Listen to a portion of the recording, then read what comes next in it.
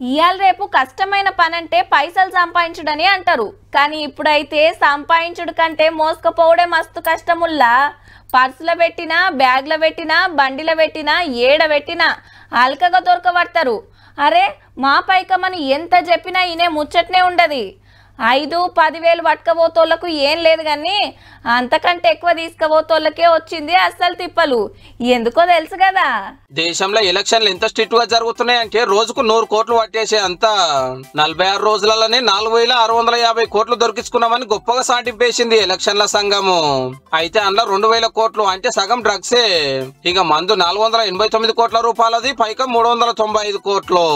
రాష్ట్రాల మీదకెళ్ళి చూస్తే రాజస్థాన్ లో 778 కోట్లు, గుజరాత్ లో 605 కోట్లు, తమిళనాడులో 460 కోట్లు, పంజాబ్ లో 311 కోట్ల రూపాయల నోట్లు మందు పట్టేసిరట. మన తెలంగాణలో చూస్తే 121 కోట్లు, ఆంధ్రాలో 125 కోట్లు.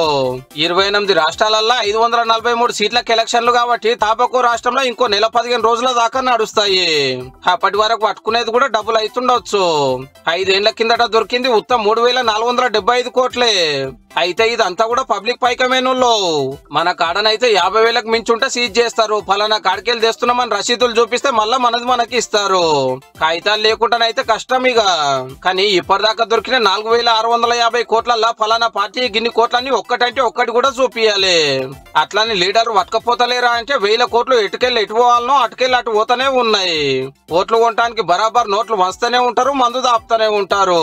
కానీ పార్టీల కాడ పైకం పట్టుకోలేక పబ్లిక్ కాడ దొరికించుకొని అంత సీజ్ చేసినాము, ఇంత సీజ్ చేసినాము, అంత స్ట్రిక్ట్ గా డ్యూటీలు చేస్తున్నాము, ఇంత స్ట్రిక్ట్ గా రూల్స్ అమల్లో పెడుతున్నామని గొప్పగా చెప్తారు అన్నట్టు. దునియా మొత్తంలో భారతదేశంలోనే ఖరీదైన ఎలక్షన్లని అందరంటుంటే అసలు కథనేమో గిట్లుంది. జల్లెడతోటి నీళ్లు తెచ్చుడు అంటే గిదే కావచ్చు పో.